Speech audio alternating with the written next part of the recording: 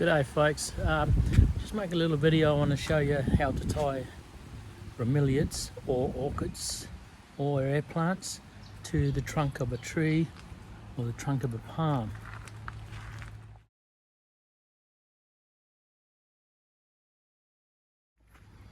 Now here's my little outdoor den where I have my coffees in the morning, and what I want to do is tie this bromeliad to a portion of that palm up there. Actually it's a pandanus tree, and we'll go through that process. So I'm going to need not a cat, I'm going to need a step ladder, and we're going to use this strip of old shade cloth to tie the bromeliad to the palm trunk, and hopefully we'll start a little colony of red bromeliads over time. I want the bromeliad to sit in roughly that position on the trunk. So we'll need to put the strip of shade cloth just under that existing one there. So I've determined how wide I need my strip of shade cloth, and I've cut it to the right width, so that width will do. What we'll do now is wrap the strip around the trunk to see how long we need it. So now I've wrapped it around the trunk, and I've left some extra to create some tie-offs. So now I've cut off the piece I don't want, and what we'll do is we'll make some cuts in that end, and make some cuts in that end, and you'll see that creates some tie-offs. So as you can see, I've cut to make the strips on each end to tie the knots around the trunk. So now's the hard part. If you've got someone who can help you, all well and good, but I don't, so it can be a bit of a struggle, but we'll have a go and we'll try and tie the bromeliad to the trunk and do the knots up. So I've got the bromeliad positioned in the strip of shade cloth, and I'm holding on to the ribbons at the back. Now just tie your knot in the ribbons that you made. Pull it very tight.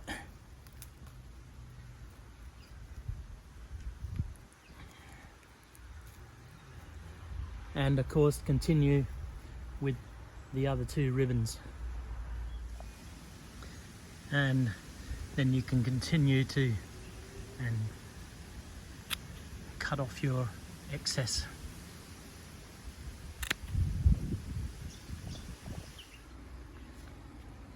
And then you can make any adjustments that you need. So that leaf is been twisted. Straighten the leaf, and if the bromeliad is crooked, just straighten it up. Yep, that's fairly firm. And check it from the other side. Yes, it's looking good.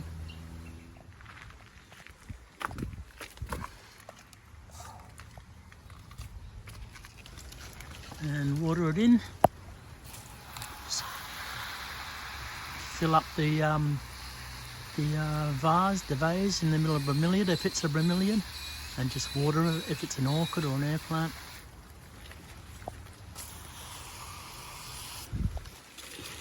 Now if you can, give the new plant a bit of a feed just to kick it off in life, but it's not critical.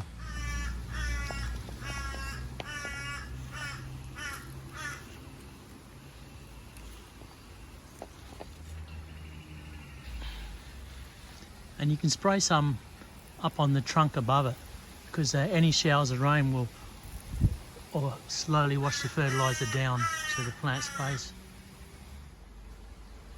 So that, folks, is job done. time we'll hopefully develop a small colony of red bromeliads in that spot. Now we'll just have a quick look at some of the existing plants I have tied to my trunks to give you an idea. Now you can see by this orchid that eventually the shade cloth deteriorates after many years though, and the plant is on the front of it, and up there the shade cloth is not needed anymore and the plant's just holding on by itself. Some plants need the shade cloth for almost their whole life. They're not, although this is flourishing and growing, this air plant, it's not putting out roots under the trunk. That one there is pretty solid, another air plant. This mass here started as one bromeliad, much the same as the job we just done. Same here. Started as one bromeliad. Sometimes some plants fall off, and you can either use them to start another colony or discard them, it's up to you. This one has an orchid growing in the top. This colony of bromeliads has a tree fern that's seeded by itself, come in. That happens to a lot of my tree colonies.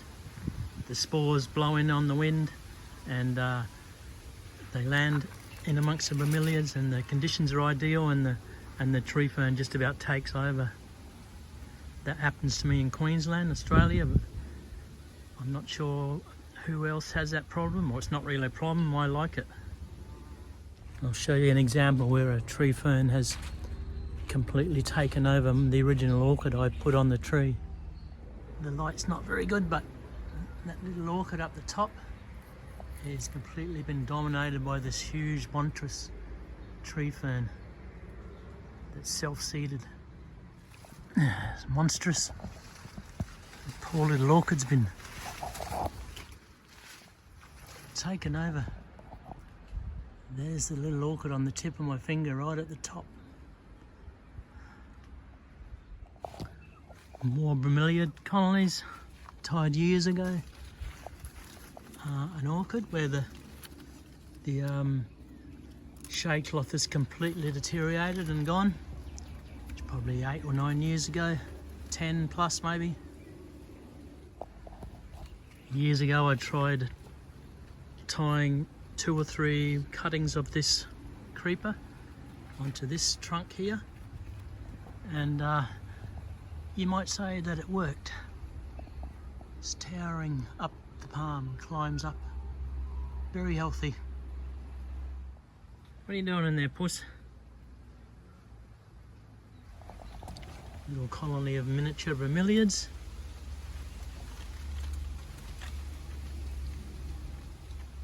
This lichen has started itself off, hang in behind the shade cloth. Orchids and a nice bromeliad. Paid a bit of money for this. A breeder, specialist breeder bred this. And here behind it, a monstrous colony of bromeliads that started as one bromeliad on a tree. Now don't be afraid to try different plants, even succulents, or anything that doesn't need much water, because most of them will survive on a tree trunk with this shade cloth method. Here's an orchid I tied years ago. There's a small orchid down there, and it's gone right up the tree and flowering.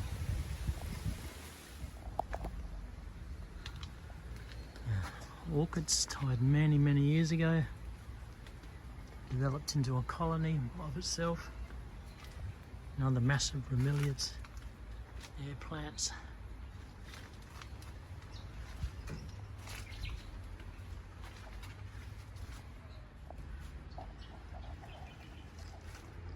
Some massive orchids flowering happily. Now as for feeding them, I set a reminder in my phone to go off every 3 months, and I walk around with a high potash liquid fertilizer. I turn the jet onto a single stream so it can, and then squirt up the tree trunks and it reaches them, and just give them a bit of a feed, and they'll grow and flower quite happily for you as long as you reward them with a feed. Now for those who say their orchids never flower, they've tied them to trees or in a greenhouse, wherever, and they're not flowering, 9 times out of 10 it's because you're not feeding them. High potash fertilizer is all they ask for. And of course, don't forget the air plants. Branches like this are where a palm has fallen over or rotted for some reason. I just recover the branch, wire it onto a steel post, and you get another 5 or 6 years out of them. Same here, this trunk, wired onto a steel post, Bromeliads on top, orchid halfway down. This bunch of air plants here fell off from that bunch about 6 months ago. I just pulled back one of these remnant palm leaf ends and shoved it in there, and it's happy, it's flowering, it's going to seed. The seeds will fall down and more colonies will start below.